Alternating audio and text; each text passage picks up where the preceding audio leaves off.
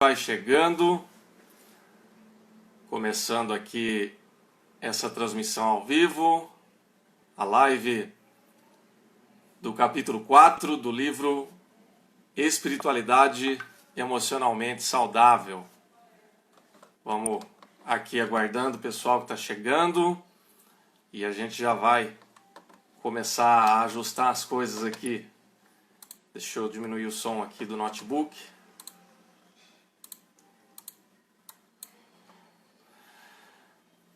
Boa tarde ou boa noite, pessoal.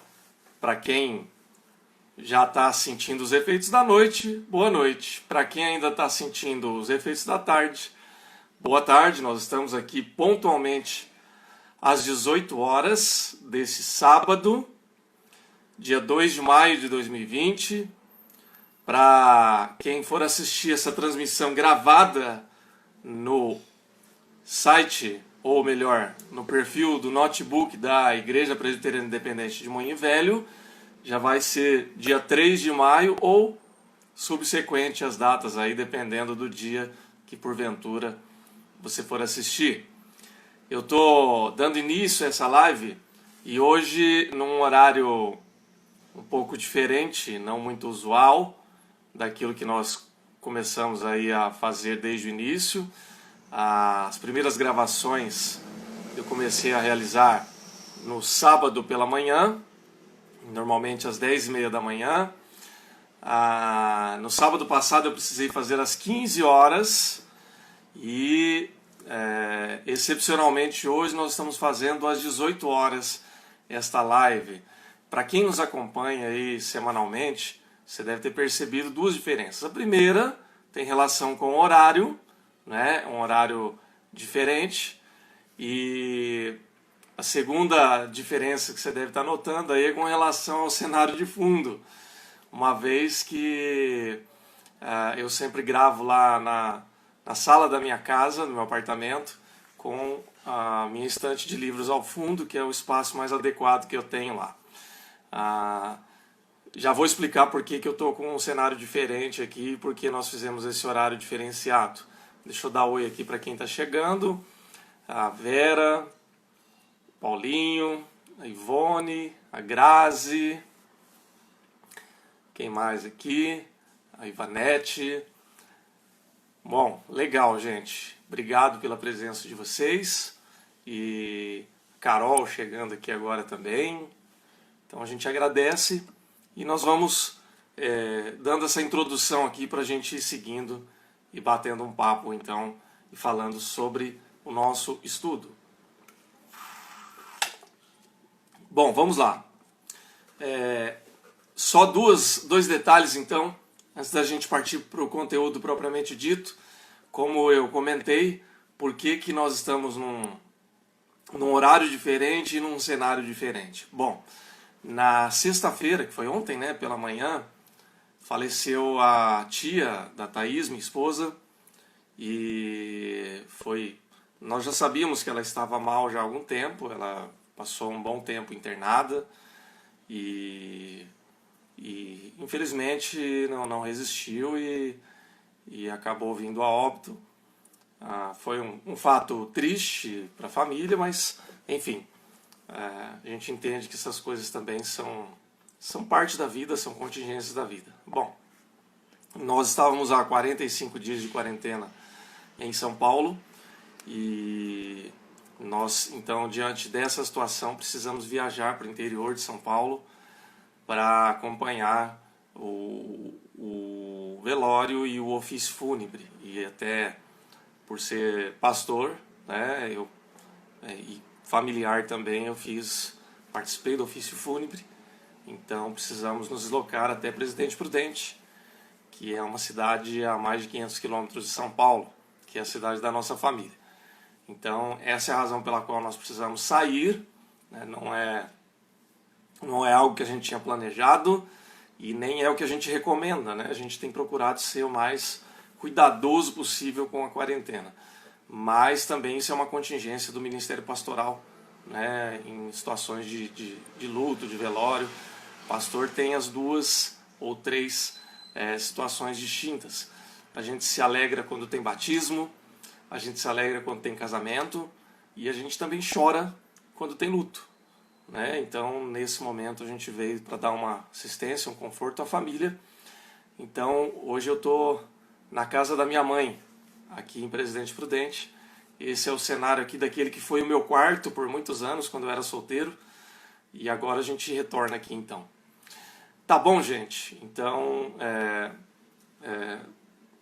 assim, para quem se preocupa com a gente, nós estamos tomando todos os cuidados, assim como a gente estava tomando em São Paulo, usando máscara, álcool em gel, tomando todo cuidado com a família e saindo só para aquilo que é estritamente necessário. Então, eu só mudei de ambiente, mas eu continuo em quarentena. Acabou o ofício fúnebre, já voltamos para casa e estamos quietinhos aqui agora, cumprindo a nossa quarentena. No entanto, isso não nos impede de continuar fazendo aquilo que Deus nos dá condições de fazer, que é refletir sobre a palavra de Deus, buscar um autoconhecimento, que é parte desse estudo que nós estamos fazendo também. E, aliás, autoconhecimento é um tema presente especificamente no capítulo de hoje. Então, é isso que nós vamos fazer. Agradeço aqui quem chegou depois, aqui, o Natanael, a Vivi, minha amiga, a Márcia também, a Simone, a Carol. Obrigado, Carol, pelos sentimentos. A gente tem certeza, tem convicção de que a nossa igreja e os nossos irmãos em Cristo estiveram orando pela nossa família e dando o conforto e o suporte. E a gente continua agradecendo e contando com as orações dos irmãos para esse conforto também. Obrigado, viu, gente? Obrigado mesmo, de coração. Pessoal, vamos lá. Vamos fazer um breve resumo aqui para a gente seguir, então, com o nosso estudo desta live. Eu vou falar sobre o tema de hoje e volto para o resumo para a gente dar sequência. O tema é conheça a si mesmo para conhecer a Deus. Eu disse que era autoconhecimento o tema e de fato é mesmo. Nós estamos no livro começando a segunda parte. Não é o segundo capítulo, é o capítulo 4, né? Mas nós estamos na segunda parte do livro que diz respeito ao nosso autoconhecimento. Nas aulas anteriores ou nos capítulos anteriores, nós falamos que a maturidade espiritual está intimamente ligada à maturidade emocional, ou seja, nós batemos muito naquela tecla, né, de que para que a gente tenha um bom relacionamento com Deus em Cristo Jesus, é necessário que a gente também amadureça emocionalmente, que a gente não estacione nas nossas emoções, para que a gente não fique como criança, espiritualmente e emocionalmente a vida inteira, achando que as pessoas precisam fazer tudo para nos agradar e que a gente não vai evoluir também e amadurecer na vida. Ok? Então, é necessário que a gente tenha maturidade, que a gente enfrente os problemas com coragem e siga em frente, porque Deus nos dá força para isso. Falamos também que há mudanças que só acontecem quando a gente abre o nosso coração para o tratamento a Deus, ou melhor, para o tratamento de Deus. Quando Deus nos trata, aquela máscara, o personagem que às vezes a gente veste para nos proteger, acaba caindo e fica a verdadeira pessoa que nós somos, e aí então Deus vai nos tratando. Falamos também, especificamente nos dois últimos encontros, sobre a necessidade de não nos acomodarmos, de vivermos a realidade presente. Chegou o Cazu, meu amigo, Deus te abençoe, meu querido. De não viver a realidade presente nos acomodando simplesmente com os valores desse mundo, né? Lógico que a gente vai viver na cultura da nossa época, você entende isso, se você assistiu os dois últimos encontros, você está entendendo o que eu estou falando. Se você não viu, você pode assistir também lá no Facebook da IPI Bom e Velho, está lá a gravação. Mas nós precisamos nos libertar de algumas ilusões que a nossa sociedade, que a nossa cultura aparentemente nos oferece, mas que na verdade acabam nos afastando do nosso verdadeiro eu, daquilo que Deus planejou para que nós fôssemos e vivenciássemos. Então, basicamente, esse é o resumo de tudo que nós falamos até aqui. Precisamos ter saúde emocional e precisamos viver uma espiritualidade mais contemplativa para que nós possamos conhecer não o eu que as outras pessoas supostamente conhecem ou idealizam para nós, mas para que nós conheçamos o verdadeiro eu. Quem sou eu, Leonardo? Quem é você? Criados à imagem e semelhança de Deus. Eu vou ler 2 textos aqui, e à medida em que eu leio esse texto, ou os 2 textos, eu vou em seguida comentando a respeito do tema de hoje. O primeiro texto, ele está em Efésios, no capítulo 4, verso 20 ao 24, e também Efésios 5, 15.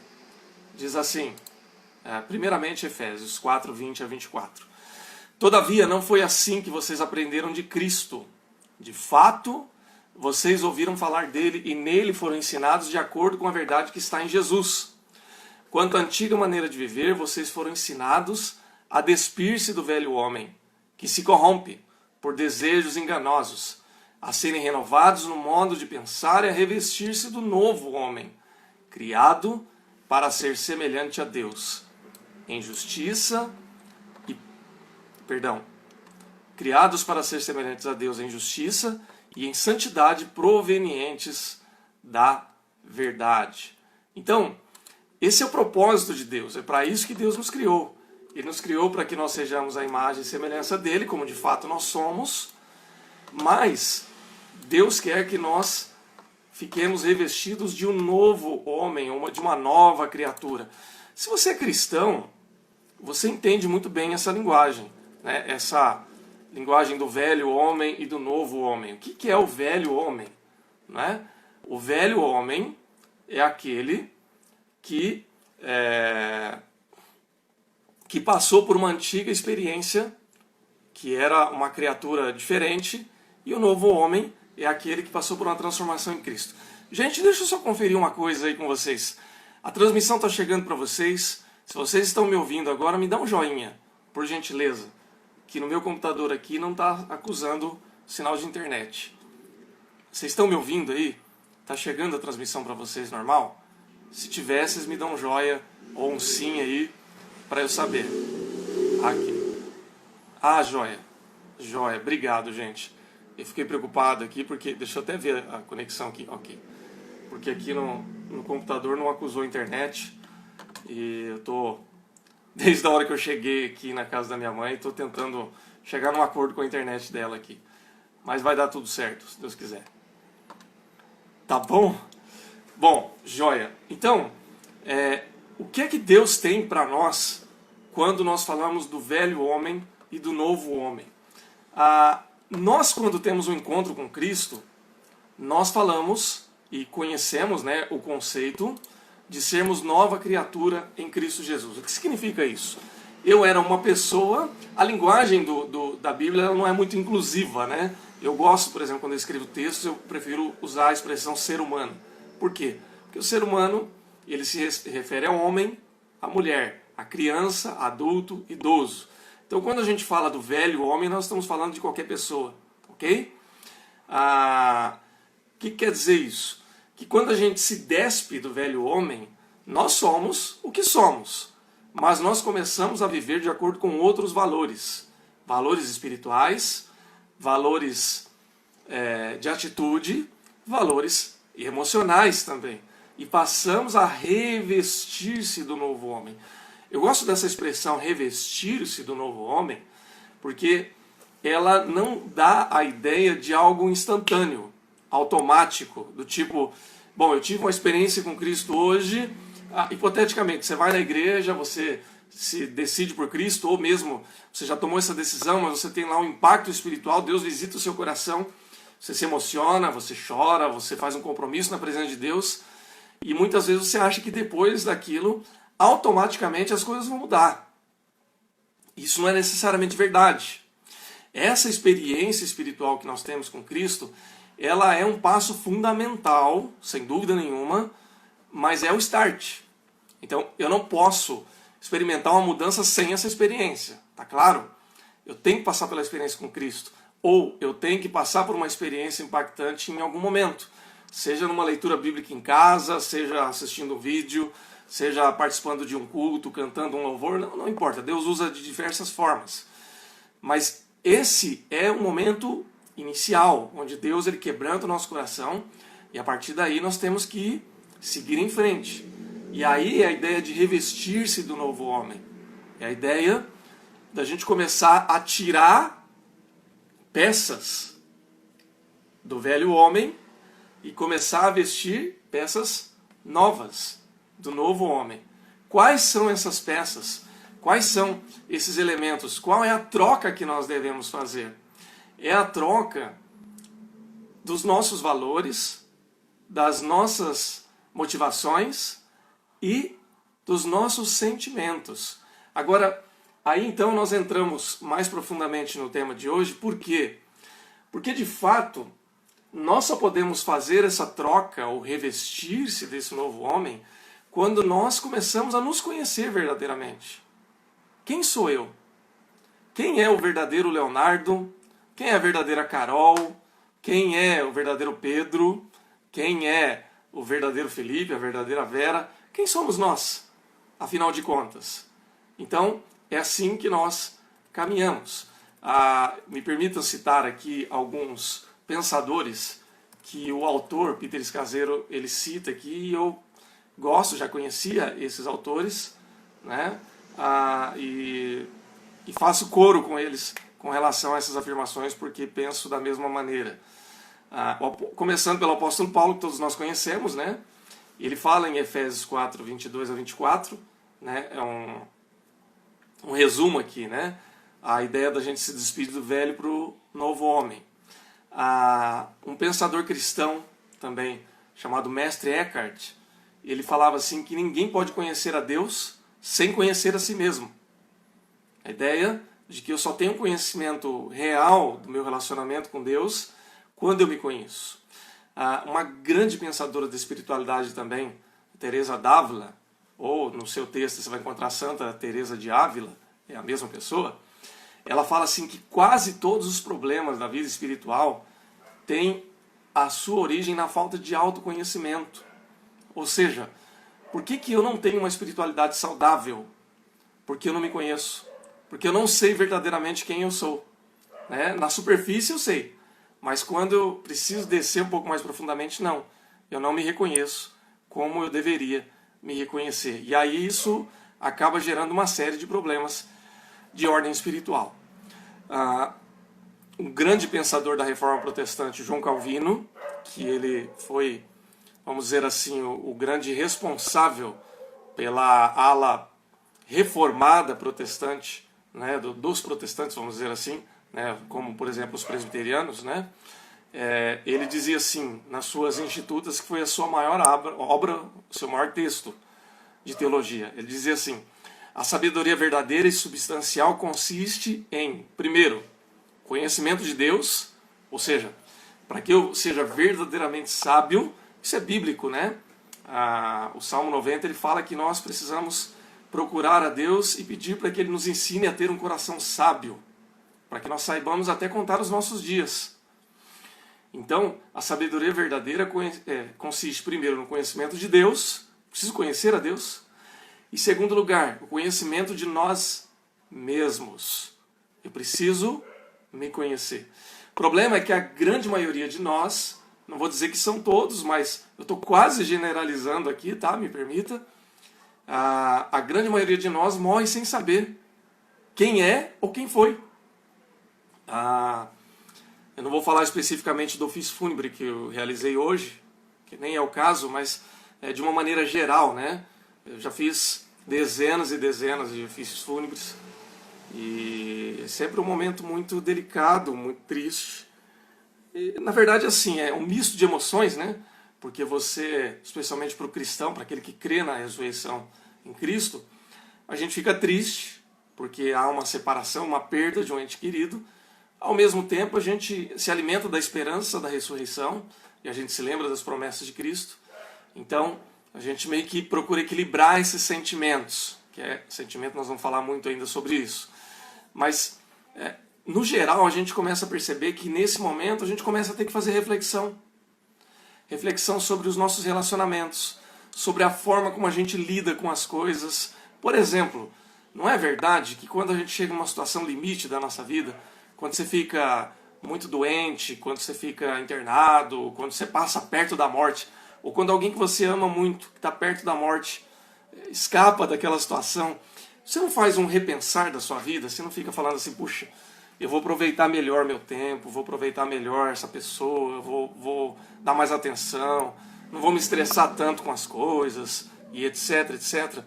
Às vezes a gente é levado muitas vezes a esse tipo de reflexão.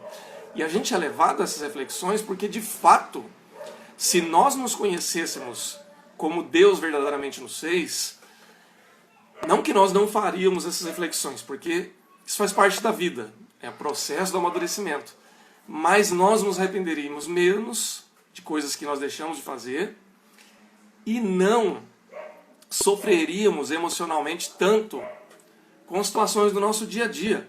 Porque veja, há muitas coisas que nos afetam cotidianamente e que na verdade não precisariam nos afetar de tantas formas.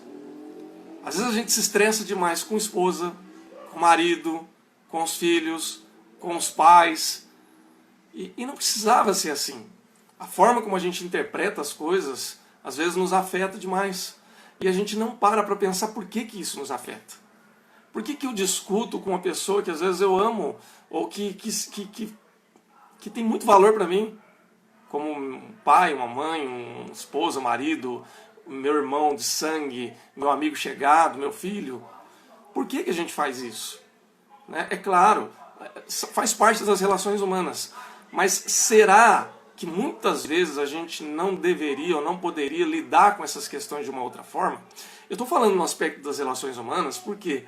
Porque é nas relações humanas que nós vamos também aprender a experimentar as nossas relações, os nossos relacionamentos, falando no coletivo aqui, com Deus. Lembra que nós já falamos várias vezes aqui sobre o mandamento, né? Primeiro mandamento: ama a teu Deus com toda a sua força, com toda a tua alma, com todo o teu entendimento, e ama ao teu próximo como a ti mesmo. Então, nós precisamos nos amar, amar ao próximo, para que a gente possa amar a Deus. E faz parte desse amor próprio e amor ao nosso próximo nos conhecer. Porque se eu não me conheço, eu estou sendo levado apenas pelas emoções como um vulcão em erupção que ninguém controla. Quem controla um vulcão em erupção? Ninguém. Não tem como. Você tem que evacuar a cidade para o povo não morrer. Então é assim que funciona. Então, muitas vezes a gente até sabe racionalmente o que a gente sente, mas emocionalmente a gente não sabe lidar com esses sentimentos. Veja só, quais são as nossas emoções? Você consegue dar nome para as suas emoções? Vamos lá. Se você pudesse descrever, se você quiser participar, escrever, eu não vou chamar ninguém para entrar na live ao vivo hoje, tá? Pode ficar tranquilo. Apavorei o povo aí. Mas você pode escrever aí se você quiser, que aí a gente faz essa interação virtual. Qual seria o sentimento que você tem hoje no seu coração, não no geral, mas o que você está sentindo hoje, nesse sábado, que te define? Alegria, raiva, tristeza, medo, impaciência, nojo, tristeza? O que você está sentindo? Você consegue dar nome para esse sentimento? Vamos lá. Quem pode nos ajudar aí? Escreva aí. O que você está sentindo hoje? Mesmo que seja de maneira genérica. O que você está sentindo hoje? Por que eu estou pedindo para você escrever isso, se você puder? Porque de fato... Aí, Vanessa, está sentindo alegria. Coisa boa, né, Vanessa? Louvado seja Deus por isso. Quem mais? Quem quer aí ajudar a gente? Colocar aí o que está sentindo. Se você não quer colocar serenidade. Obrigado, Si. Joia. Tristeza e desânimo, Juju. Que Deus te abençoe, Juju. A Vera está sentindo cansaço. É bem derivado, né? Legal, gente. Por que é importante? Ansiedade, o Wagner está colocando. Márcia, gratidão. Legal, gente. Obrigado. Por que é importante a gente fazer esse exercício? Porque vocês vejam que a gente não tem dificuldade para dar nome aos nossos sentimentos. Porque dar nome para os sentimentos parte de um exercício racional.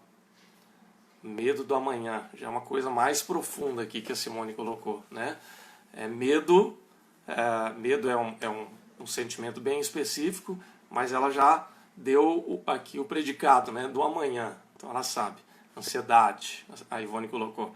A gente sabe dar nome para as nossas emoções. Por quê? Porque esse é um exercício racional. Mesmo que não corresponda exatamente com o que você está sentindo, mas você consegue nomear. Veja, alguns estudiosos, no livro a gente tem uma lista até maior. O meu tio aqui, José Lopes da Silva, meu tio Zé, colocou fé, a Carol colocou expectativa, ansiedade. É isso aí. É isso aí, Carol. É um exercício de razão. Às vezes a gente fica até com dificuldade porque você pega 2 ou 3 sentimentos correlacionados. Ivanete Paz. Então o que acontece? Alguns estudiosos definem as emoções em 5 básicas. Tá? Isso não é uma regra, tá? São teorias, porque as nossas emoções não são apenas essas. Mas eles falam das básicas, que é medo, raiva, alegria, nojo e tristeza.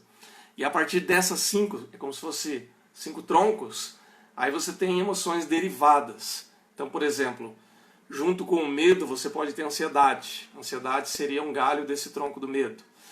A raiva, ela pode gerar irritação, seria um galho, o ódio. A tristeza, ela pode gerar pânico, ela também pode gerar depressão, e etc, etc. Então, se a gente fosse colocar os correlatos aqui, a gente faria uma lista bem grande de sentimentos que nós temos. Por que é importante a gente entender isso? Porque, olha só, se eu perguntar para você, como nós fizemos esse exercício, o que você está sentindo agora, pensando um pouquinho, raciocinando, você consegue dar nome, não é verdade? O pessoal colocou aqui, sentir isso, alegria, paz, serenidade, fé, medo, ansiedade, gratidão, ok. Agora, como a gente lida com isso, né? Aí já é um desafio um pouco maior. Por que eu estou sentindo o que eu estou sentindo? E mais ainda, como é que eu lido com esse sentimento? Algumas sensações, alguns sentimentos que nós temos, a gente consegue até explicar rapidamente. Por exemplo, eu saí de um ofício fúnebre hoje de manhã, o povo estava chorando, estava triste. Por quê? Bom, na superfície está óbvio por que está triste. Por quê? Perderam um ente querido, ok? Então não precisa de muita razão para isso. Mas se a gente se aprofundar um pouco mais, há outros fatores ali dentro de todo aquele relacionamento perdido que você pode explorar dentro de um exercício de autoconhecimento. Agora, mais ainda importante, e aí é que é o centro da coisa, como é que a gente lida com isso? Por exemplo, se você está alegre hoje, como é que você lida com essa alegria? Você aproveita esse momento?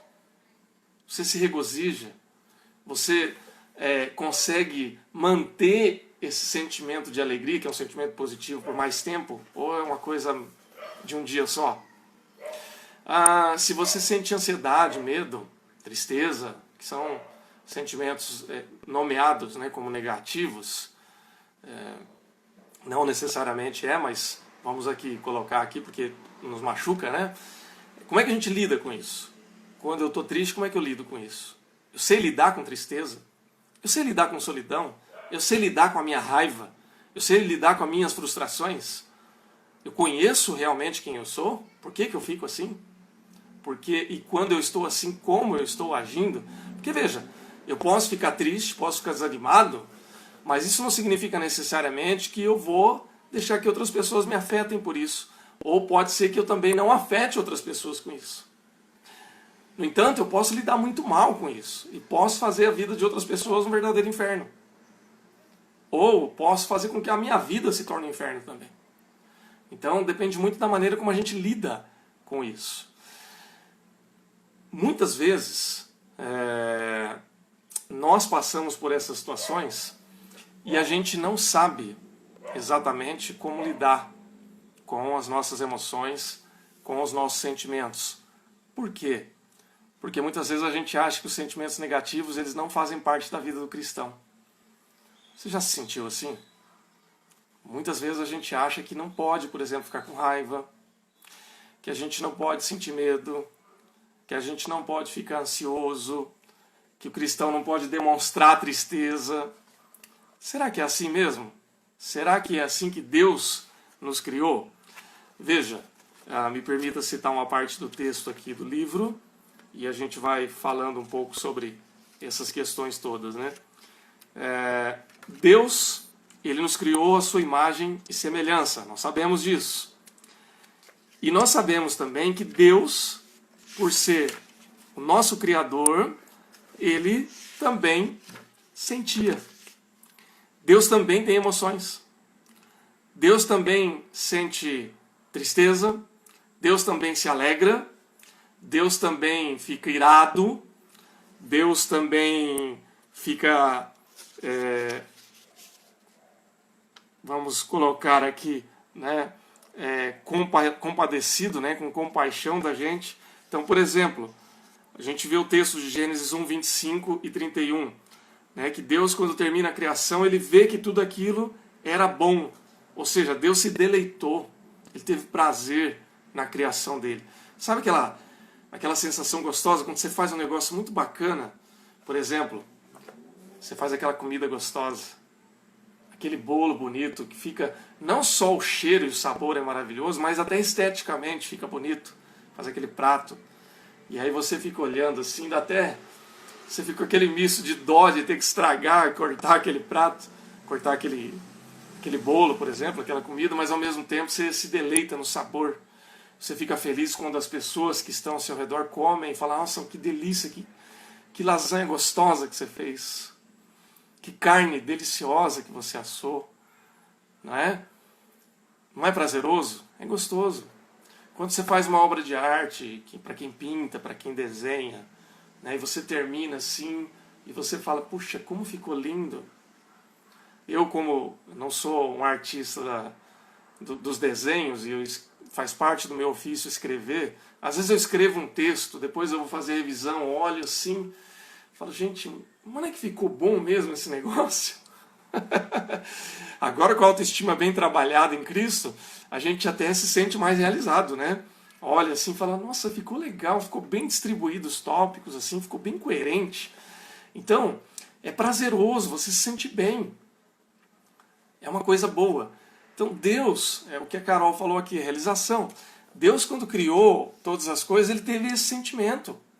Ele olhou para tudo e viu que tudo era muito bom.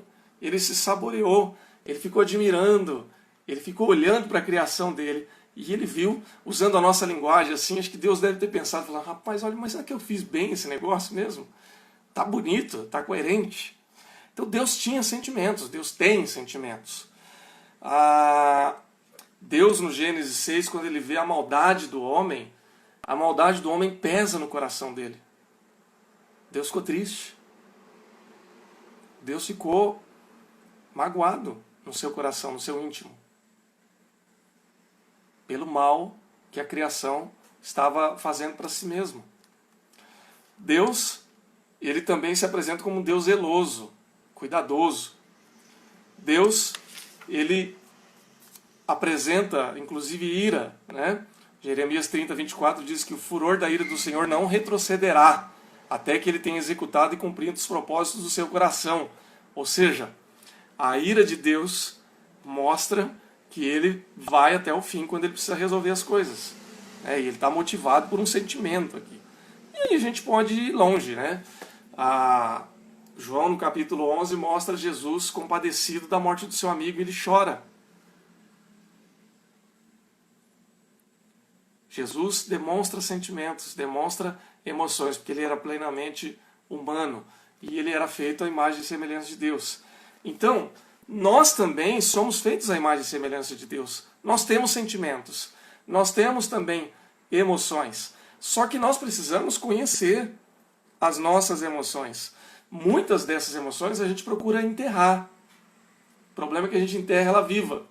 Então, por exemplo, quando a gente se sente triste, enfurecido, raivoso, irado, às vezes a gente esconde isso debaixo do tapete.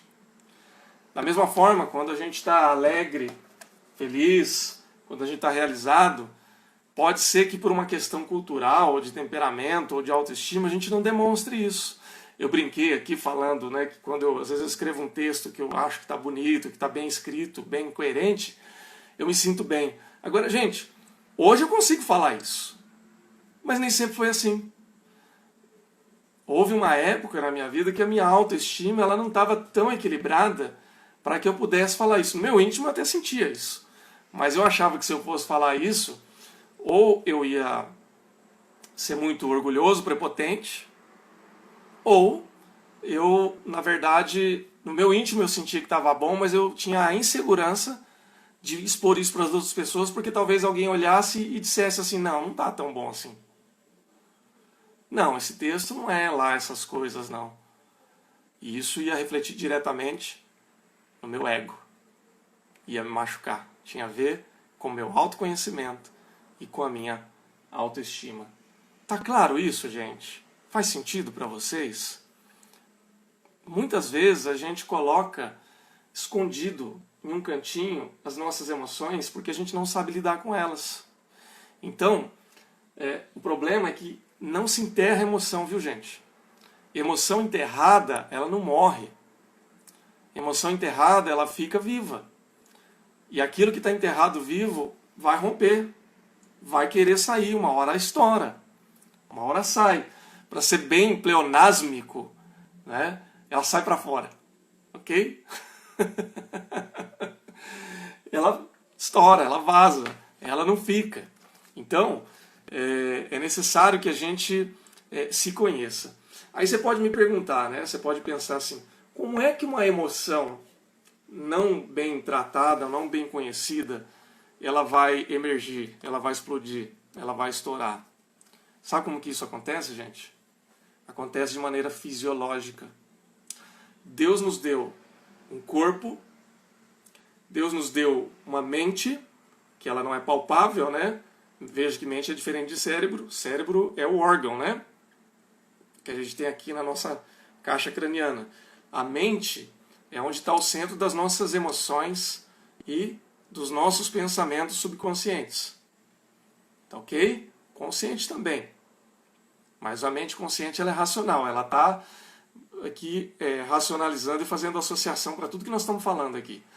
Mas existe também, né, isso não é uma divisão formal, é apenas parte de como é a nossa mente. Ela é assim. Então ela está o tempo todo elaborando os nossos sentimentos, que são as interpretações que a gente dá para os fatos que a gente vive. Que nada mais é do que o sentimento. Então se alguém fala grosso comigo, eu posso sentir raiva da pessoa, eu posso sentir mágoa, depende de como eu sou, depende da minha estrutura, eu posso sentir medo, e eu posso simplesmente não sentir nada, ser indiferente, depende da minha estrutura, tá? Que em outras áreas a gente chama de programação, mas vamos falar de estrutura aqui, né? Estrutura emocional. Então, por que é tão importante que a gente não deixe que essas coisas fiquem enterradas? Porque senão elas vão estourar no corpo que Deus nos fez. Então, por exemplo, se eu dou vazão às minhas emoções verbalmente, eu tinha um amigo, só para exemplificar isso, tinha um amigo que fez faculdade comigo, que o apelido dele no seminário era Louco. Então vocês imaginam que tipo de figura era esse? Era o louco. Porque ele falava o que ele pensava. Ele brincava, ele falava que a boca dele estava muito perto da cabeça, por isso que ele falava o que pensava. E assim, socialmente esse cara era um estrago. Por quê? Porque quem fala o que pensa o tempo todo não vai ter muito... Sabe aquele lubrificante social, aquela graxa das engrenagens? Ele não tem. Então vai dar atrito. E de fato era assim. Mas era um cara que não tinha dor de cabeça, não tinha dor de estômago, não tinha dor na coluna, pelo menos por um tempo, né? Por quê? Porque ele não guardava sentimentos. Até o ponto em que as relações sociais dele começaram a se desgastar. Aí ele começou a sofrer. Né? Porque nós não somos uma ilha, nós precisamos de relacionamento social. Aí ele começou a ter os seus problemas. Mas o que eu quero dizer com isso? Estou usando um exemplo extremo, obviamente, mas o fato é que Deus nos fez para que nós aprendamos a sentir e a reagir conforme os nossos sentimentos. E é bom que, em certa medida, a gente conheça as nossas emoções para que a gente possa dar vazão a elas. Então, por exemplo, se eu guardo muita raiva, gente, eu fico doente. Se eu guardo muita mágoa, eu vou adoecer. Emocionalmente, espiritualmente e fisicamente. Você sabe aquela dor de estômago que você sente quando você está muito ansioso, preocupado, quando você está passando por um momento de muita pressão? O nome disso é emoção não bem trabalhada. É sentimento, é algum tipo de sentimento que não foi dado vazão, que ficou debaixo do tapete. Ah, pastor, mas às vezes eu não posso dar vazão aos meus sentimentos e emoções. É verdade. Socialmente, se a gente for dar vazão a tudo, vai ter um estrago. Mas aí entra justamente na pergunta que nós fizemos no início da nossa reflexão. Eu conheço a mim mesmo? Quando eu faço essa pergunta, eu começo a ir para a análise das minhas emoções e perguntar, não de que forma eu tenho que dar vazão a essa emoção, que isso também é importante, mas por que é que eu estou sentindo isso? Que é mais importante ainda. Então, por exemplo, se eu estou com muita frustração, com muita mágoa, se eu não chorar, se eu não botar isso para fora, eu vou adoecer. O nosso corpo, ele não é uma coisa separada, é tudo junto. Então, se eu sinto aqui, estoura aqui. Hoje, cada vez mais, nós temos ouvido falar das doenças psicossomáticas, ou psicossomáticas, que são as doenças do corpo, que se manifestam no corpo sem uma causa específica. Por quê? Porque ela não é palpável, ela está na mente. É o cansaço emocional, é o estresse, é a depressão, é o pânico e etc., que faz com que a gente fique fisicamente ou fisiologicamente enfermo. Agora, por que é que eu sinto o que eu sinto? Não adianta eu só extravasar e botar as minhas emoções para fora. Isso é necessário, em certa medida. Se a gente não deixar vazar, aquilo vai ficar ali concentrado. Mas se a gente ficar a vida toda acumulando também emoções negativas, não vai resolver. Você vai vazar e vai continuar vazando. É igual uma torneira aberta. Enquanto você não fecha, não para. Então, isso é, na verdade, o propósito da reflexão ou da autorreflexão, né? E veja, gente, faz sentido isso, gente? Se estiver fazendo sentido, você pode dar um joia ou escrever sim. Se não fizer sentido também, você pode discordar, tá bom? Ou se tiver alguma pergunta, pode pôr aí também. Legal? O que acontece, gente? Deus nos fez com todos esses sentimentos. Quando eu falei aqui que Deus ele se ira, que ele se alegra, que ele fica chateado, que ele fica das formas como ele fica, que são as emoções humanas, que nós, obrigado gente pelo feedback, o que acontece? Se Deus nos fez assim, é porque essas emoções são necessárias, tá ok? Esses sentimentos são necessários. Por exemplo, por que eu preciso manifestar alegria? Além da questão externa, vamos dizer assim, que as pessoas vão ficar felizes comigo e tal, tem a questão física, fisiológica. Então, por exemplo, você sabe que quando você tem uma sensação prazerosa, e geralmente as sensações prazerosas, de regra, né, estão associadas com alegria, com felicidade.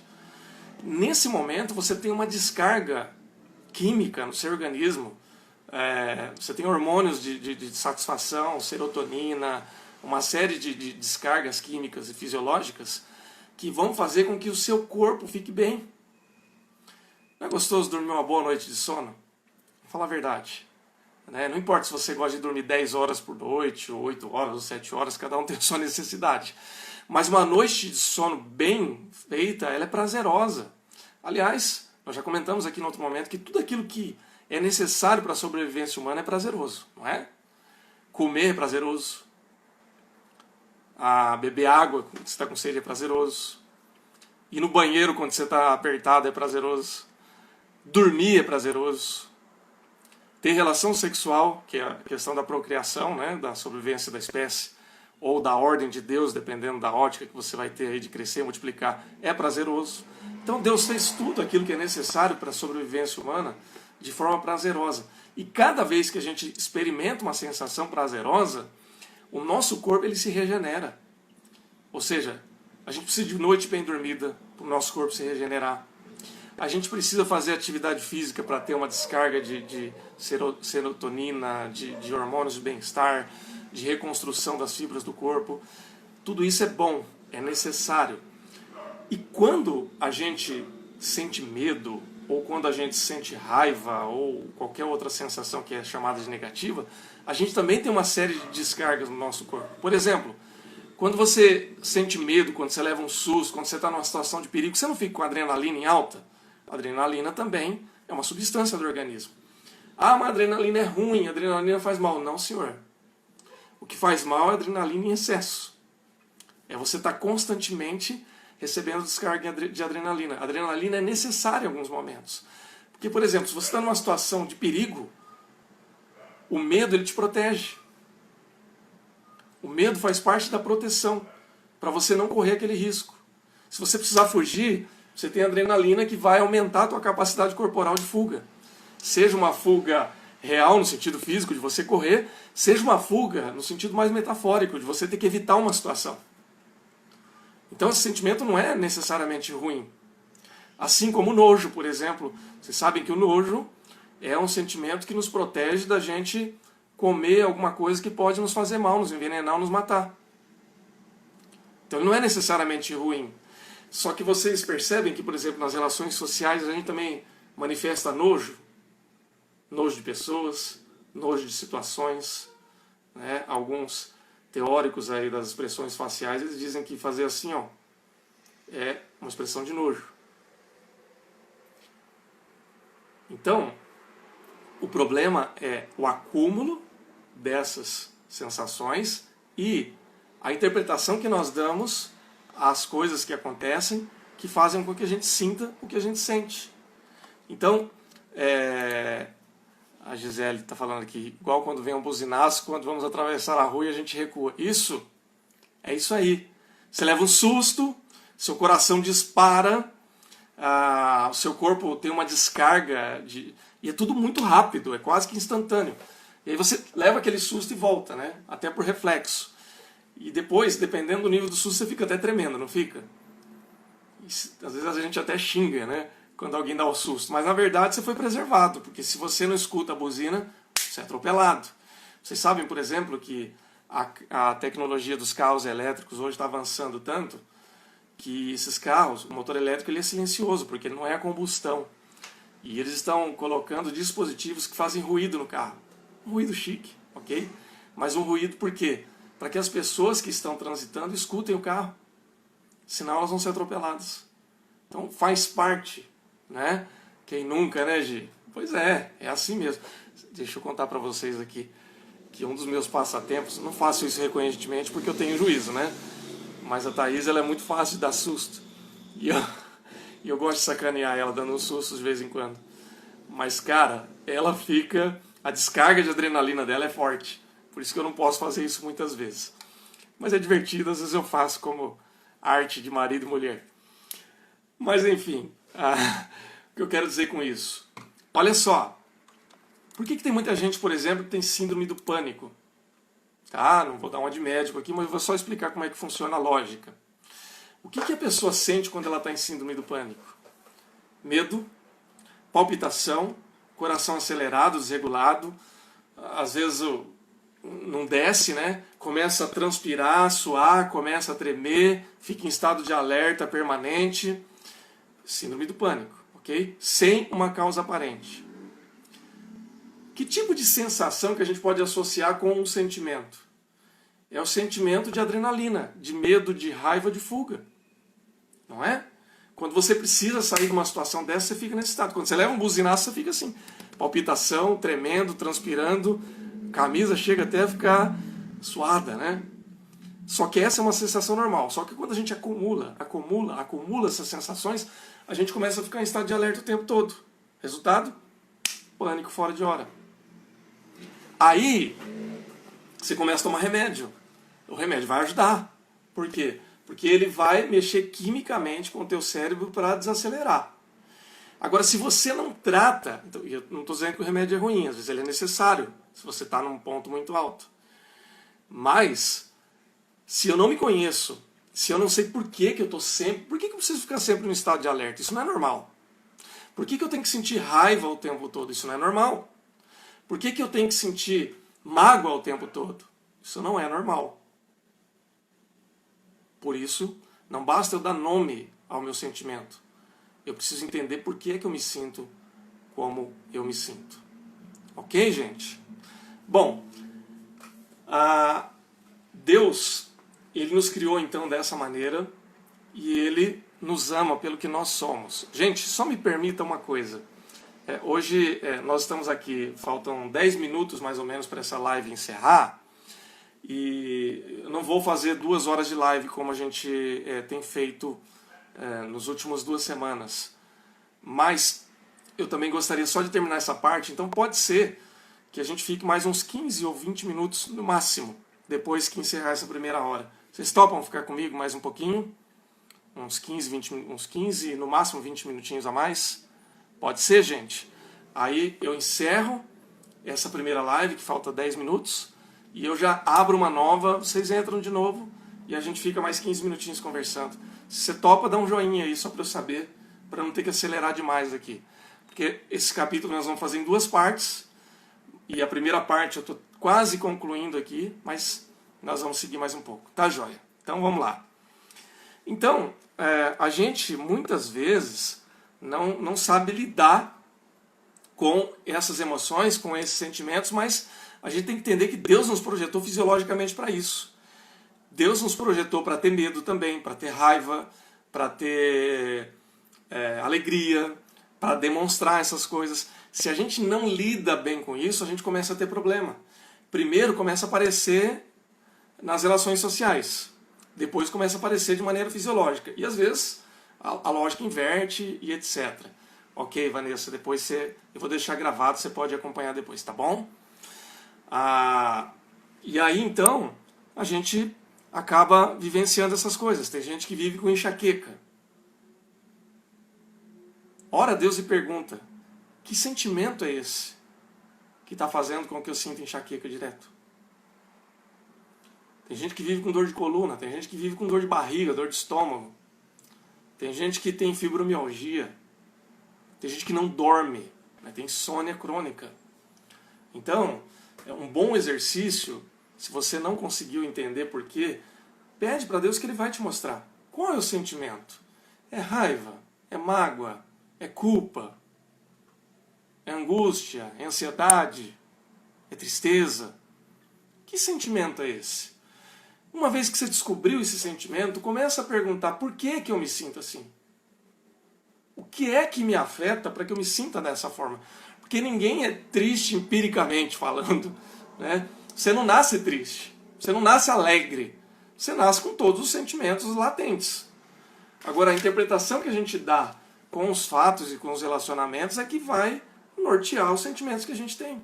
Então, às vezes, a gente está num acúmulo, e lembre-se, não é errado nem é pecado você sentir raiva, mágoa, tristeza, nós somos assim. Mas viver dessa forma é um problema, porque isso pode nos adoecer. E se isso nos adoece, isso também impede que a gente tenha um relacionamento saudável com Deus. Porque não tem como dissociar uma coisa da outra. Se a gente não consegue manter uma relação humana positiva, imagina um relacionamento com Deus. Ok? Tá claro até aí, gente? Bom, às vezes a gente não sabe lidar muito bem com os nossos sentimentos. Não é? Então, por exemplo, tem gente que fica confusa, não sabe entender exatamente o que sente. Ou às vezes está um misto tão grande, tem tanta coisa junto ali que a pessoa não consegue nem definir. Em hipnoterapia a gente tem uma técnica até para isso, né? Às vezes a gente vai atender um determinado cliente e essa questão do lidar com as emoções é muito importante. Na verdade é quase que um carro-chefe dentro do processo hipnoterapêutico. E às vezes você pergunta para a pessoa o que você sente. A pessoa não consegue. Ela tem um misto de emoções tão grandes ali que ela não consegue nem lidar. A gente tem que usar uma técnica específica para que a emoção mais mais latente ali apareça para que a gente possa ajudar a pessoa no processo. Isso não é uma coisa tão incomum, não. Tem muita gente que não consegue lidar. Aqui a turma conseguiu verbalizar, conseguiu falar, tô com medo, tô com raiva, tô com tristeza, tô feliz, tô em paz. Legal. Mas às vezes a gente está tão detonado que não consegue. Isso tem parte, às vezes, com os nossos valores. Por exemplo, você já ouviu algumas coisas do tipo, homem não chora? Isso é cultural. Isso não é verdade. Homem chora, porque homem tem sentimento. Mas culturalmente ainda existe muita gente que fala, não, homem não tem que chorar. Culturalmente também, especialmente no meio evangélico, tem muita gente que diz que depressão não é coisa de crente. Bom, só se esse crente não for ser humano. Porque se ele for ser humano, ele está suscetível a isso. O Wagner falando, não chora. A gente não chora, Wagner, a gente transpira pelos olhos. Eu sou desses. Quem foi que falou, né? Então, é isso. Então, tem gente que diz que crente não pode ficar deprimido. Isso não é verdade, mas é cultural. Tem gente que tem um sentimento de culpa muito grande, carrega uma culpa e não sabe nem do que. Sabe aquele tipo de gente que está o tempo todo se sentindo culpado? Eu tenho uma amiga, coitada, que ela constantemente está pedindo desculpa por alguma coisa. Então ela fala, desculpa, tá o tempo todo pedindo desculpa. E eu falo, minha irmã, você não tem que ficar pedindo desculpa o tempo todo. Se a pessoa está pedindo desculpa o tempo todo é porque ela sente culpa. Mas que raio de culpa é esse? Não é? Perante Deus não pode ser, porque a Bíblia diz que perante Deus nós éramos indesculpáveis no aspecto do plano de salvação. E em Cristo todos nós fomos perdoados. Se eu sou perdoado em Cristo Jesus, eu não sou mais culpado. Eu tenho a culpa do pecado, mas eu tenho essa dinâmica do perdão dos pecados em Cristo Jesus. Então por que eu tenho que ficar carregando culpa como se eu tivesse com uma corrente pesada sendo arrastada? Não é natural.